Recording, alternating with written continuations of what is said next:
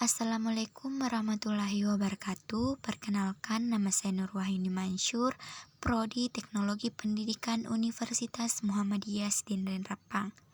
Baik, saya akan menjelaskan tentang pendidikan anti korupsi. Pengertian anti korupsi. 1.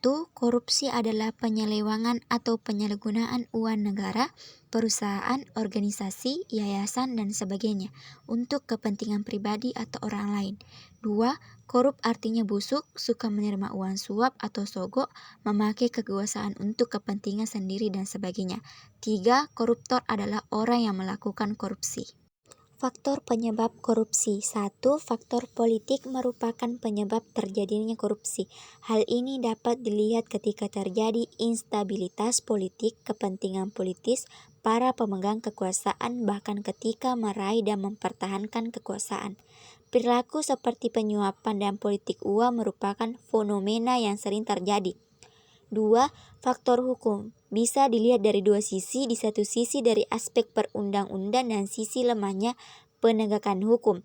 Ini bisa meliputi aturan yang diskriminatif dan tidak adil, rumusan tidak jelas tegas, atau non-lex cerita sehingga multi tafsir hingga sanksi terlalu ringan.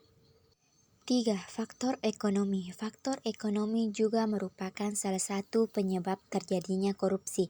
Selain rendahnya gaji pegawai, banyak aspek ekonomi lain yang menjadi penyebab terjadinya korupsi. Di antaranya kekuasaan pemerintah yang dibarengi dengan faktor kesempatan bagi pegawai pemerintah untuk memenuhi kekayaan mereka dan kroninya. 4.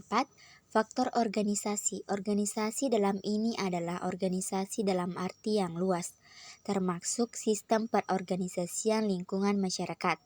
Organisasi yang menjadi korban korupsi atau di mana korupsi terjadi biasanya memberi andil terjadinya korupsi karena membuka peluang atau kesempatan untuk terjadinya korupsi.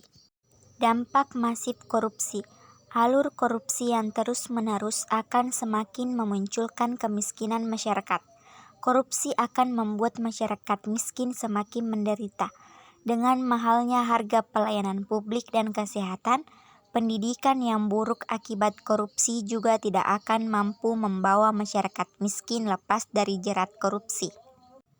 Nilai dan prinsip anti korupsi. Nilai-nilai anti korupsi ada 9, yaitu kejujuran, kepedulian, kemandirian, kedisiplinan, tanggung jawab, kerja keras, sederhana, keberanian, dan keadilan. Nilai dan prinsip anti korupsi.